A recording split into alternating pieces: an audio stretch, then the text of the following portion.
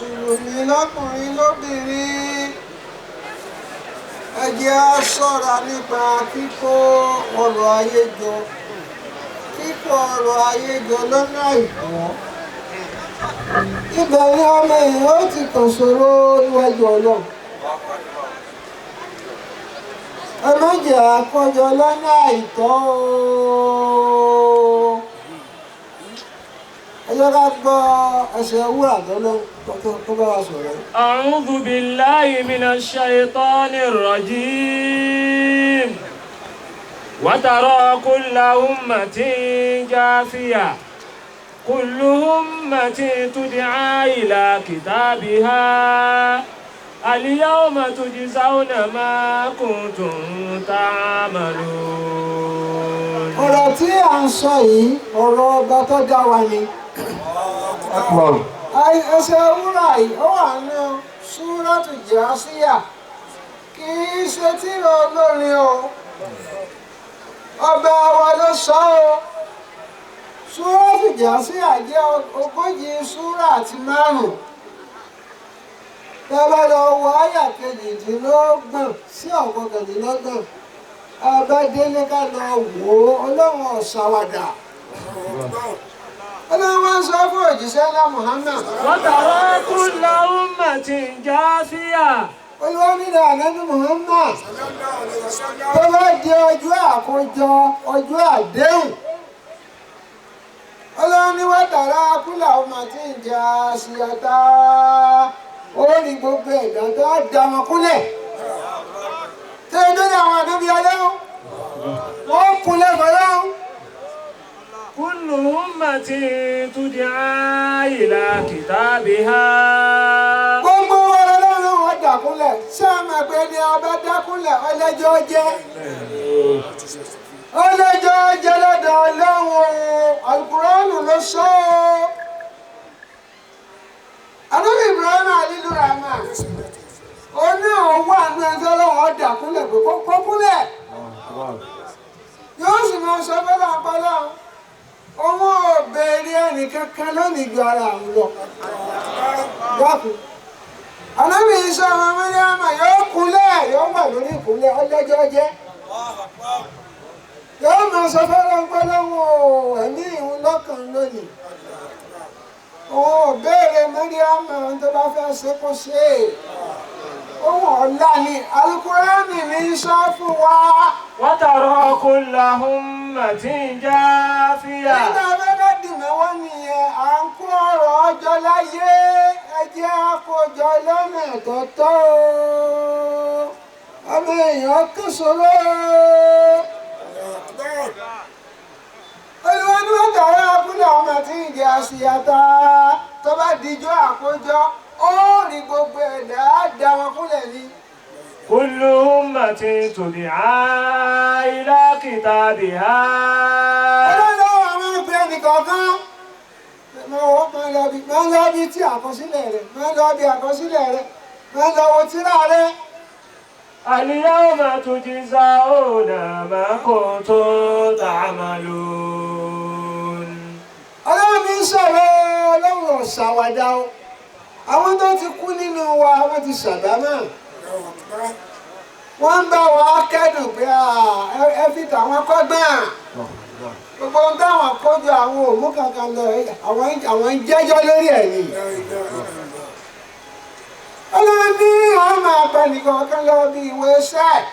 Àwọn aṣọ fún un pé àlìyá ọmọ onídà akóyíjọ ọtún jìsọ ọ̀nà. ما كنتم تعملون. Á fún ilé ṣe ń tẹ ẹgbàáyé sí. Ọlọ́run ò tí ì dúró. هذا كتابنا. Ọlọ́run wà tọ́ka síwèé iṣẹ́ wa. Ọlọ́run ń kọ bá a ṣe ń lọ bá a ṣe ń bọ̀. Ẹ má kó ọrọ̀ ayé jọ láìtọ́. Ọlọ́run ní àwọn sọ pé eléyìí ni tírà wa yìí. ينطق عليكم بالحق. Ó ní ọmọ bá ń sọ̀rọ̀. Gbogbo ń dáhùn ṣe láàrin bẹ̀. Pẹ̀lú òdodo. إنا كنا نستنسخ ما كنتم تعملون. Ọlọ́run ní gbogbo ohun tẹ́ ẹ ṣe là ń kọ o ẹ̀yin tẹ́ ẹ̀ ń kọ́rọ̀ ayé jọ ẹ kó jọ mẹ́wàá ọmọ èèyàn kan ṣòro lórí ìta àkójọ ọ̀kan dúró kò lẹ́yìn lọ́fẹ́ àṣọ̀rọ̀ ẹ tó máa gbọ́ ọ̀rọ̀ ẹni mímọ́ òjíṣẹ́ ńlá Muhammad ẹni tó lọ ń ròyìn pé kì í ṣọ̀fẹ́ ẹnu níṣẹ́ ọba rẹ̀ ní fi sọ̀rọ̀ kí àhábì tó mú. لا تزول قدم عبد من بين يدي الله عز وجل. gbogbo ẹ̀yin aládìísì ẹ lọ wo kì í ṣe lọ ifo àdìísì o òdodo ni o anábìrin tó bá di ijọ́ tá à ń sọ̀rọ̀ ó ní látàsúlù kọ́dà mọ́ àbùdí ní bẹ́ẹ̀ ní ẹ̀dẹ́ yìí láàyè àṣàwọ̀jẹ́lá gbogbo wọn bá ṣe kò tó láàjò wájú ọlọ́run lẹ́yọkọ̀ọ̀kan lẹ́yọkọ̀ọ̀kan lẹ́yọkọ̀ọ̀kan anábìrin nìkan ò ní yẹsẹ̀. حتى يسأل عن أربع. àfi kí wọ́n bí léèrè ìwọ àtẹ̀mí wọ́n bí á léèrè nǹkan mẹ́rin sí márùn-ún àwa ń sọ ànábì sọ tiẹ̀ o àwọn àfẹ́ àná ń bọ́ tí wọ́n lẹ o gbẹ̀yìn tẹ́ ń kó jọ tẹ́ ń pọ́nmọ́ nìkejì lẹ́kún tẹ́ ń pọ́nmọ́ nìkejì lẹ́kún jayé owó la rí àmọ̀dé ọlọ́run mọ̀dé tí kò jọ. Allahu Akbar. àkọ́kọ́ tó mẹ́yìn ó dá fún. àní umrihi fima afnahu. ọ̀rọ̀ mi lọ́wọ́ bí ọmọ yẹn léèrè pé ẹ̀mí rẹ níbo lọ parí ẹ̀ sí. ká lè mọ bí a máa lọ tọ́lá àmọ̀gàtọ́ lọ́wọ́ ó béèrè ẹ̀mí o. ẹlòmíì bọ̀yá lè ká wùwà ní lọ́tẹ́ẹ̀tẹ́ni ẹ̀ fi tán ọ́ jẹ́jọ́ lọ́dọ̀ ọlọ́run. wọ́n tó sì ń lọ mọ́sáàsítẹ́mì ẹ̀ta ń bẹ̀ ọ̀pọ̀ nílé gbogbo bí ẹ̀mí bá tó sí ọlọ́run jẹ́ látúbọ̀ tán ré iṣẹ́ rẹ̀ dọwọ́ wa ẹ̀mí ń tán lọ. èkejì. wà á ń jẹ́sádì yín fíìmà àbúláhù. ara wa ìgbà tó lè fọdọ tó lè rìn kiri tó lè rún kẹ̀kẹ́ káàkiri gbogbo ògbóró níbo ló lu agbára sí gbàgán kótó wá dìjọ ń jẹ́ ẹlòmíì ní ìsìn pẹ́pẹ́mẹ́ǹtì ẹnu ọ̀nà ilé rẹ̀ nígbà tí ìgbà ìgbìyànjú ọmọ ọgbọ̀n báyìí pẹ́pẹ́pẹ́pẹ́pẹ́pẹ́ nígbà òun fọ́ òkè káàkiri níbo ló lò sí ọlọ́run bí ọ́ o ìrẹ́bì ló wí bẹ́ẹ̀ o yóò bí èmi náà o. ẹ̀kẹta. wà ní ilmihi máa mi làbíhì. ẹlẹ́ẹ̀kẹta nù tọ́mọ èèyàn jẹjọ́ rẹ̀ ìmọ̀ tó mọ̀ bó ló ṣe lò sí. èyí tó a gbọ́ olùkọ́ wa àgbàlá ṣàdúrà fún náà bá ní kẹ́wọn. èlèyìn wọn máa pé àfẹ́ lọ gbọ́n táwọn ọmọ akẹ́wù yóò wù ètò gbọ́ lẹ́nu àfẹ́ àwọn bó ló ṣe lò sí. èmi àná ṣe yẹn rẹ̀ gbogbo wàásù olùkọ́ ló ń gbọ́.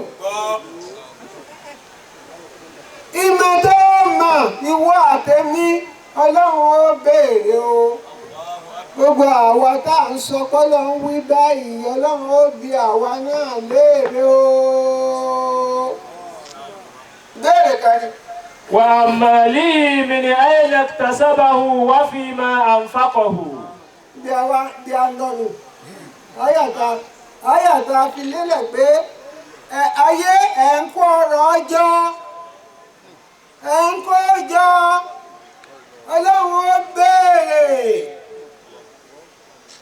anábìlẹ̀ lọ́wọ́ wà bí ọmọ yẹn léèrè amáàlì yìí owó tó ní láyé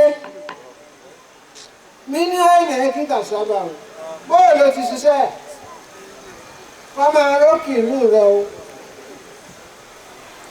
nígbà wa ṣiṣẹ́ rẹ̀ tán wà fi máa ń fàkàwọ̀ ń lọ lọ́nà sí. lọ́wọ́ tó dúró wá gbọ́ eléyìí ó kálukọ́ lọ múra o.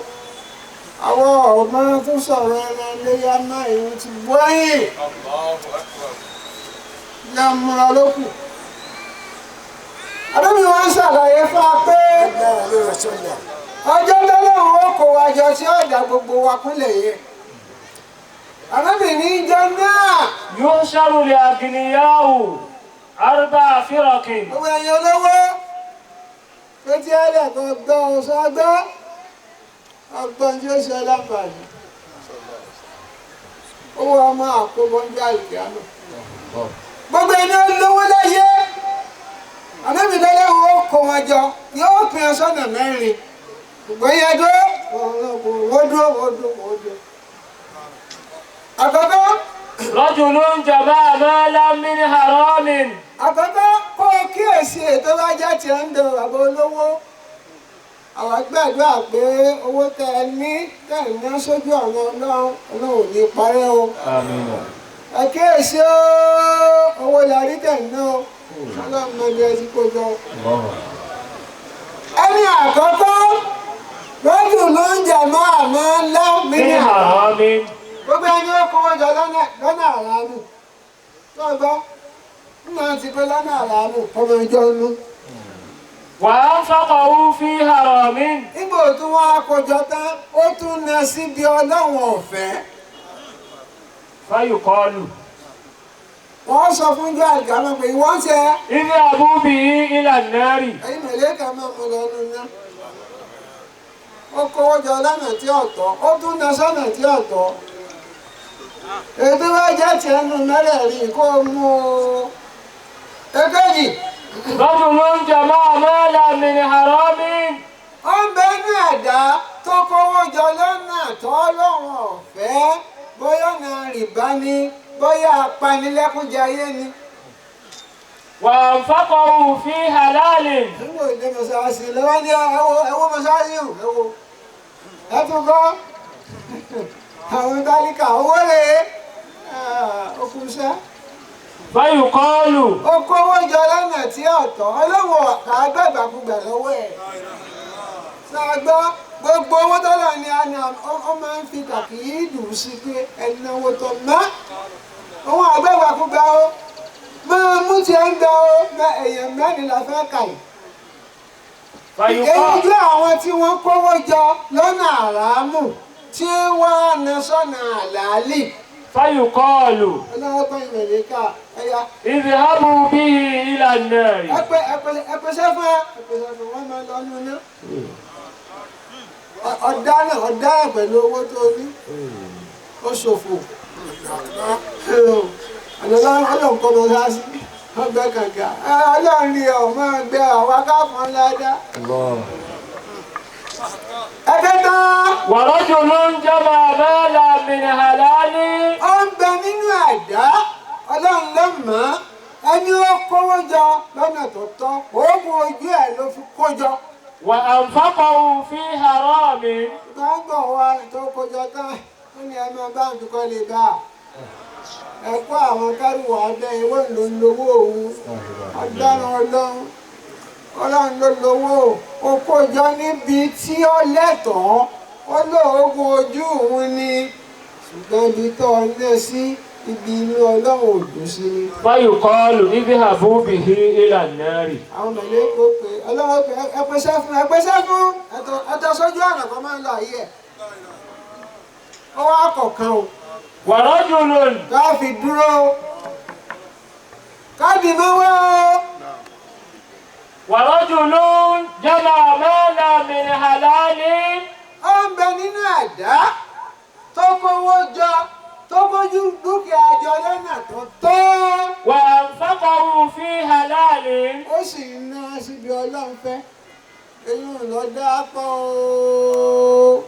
فيقال Àwọn awíwí ò sọ fún un pé كفوا هذا wọ́n pe ẹ̀dá òun náà dùn kọ́ mọ́ tí ì lọ. وسألوه Ẹbí léèrè ṣé torí ìtọ́lọ́run ló fi ná àbí torí wọ́n lè máa ròyìn rẹ̀. Ní ìdí ọ̀bà yọ ṣàkàrà agbára bọ́nu rédíò. Bí ọ̀bà sáànú agbègbè èèyàn ní ọgbọ̀n ṣé torí èèyàn ló fi ń ṣe àdìgbò ọgbọ̀n. Nítorí wa o, ọdún tá a ṣe yìí, Ọlọ́run ò ṣe lọ́sẹ̀.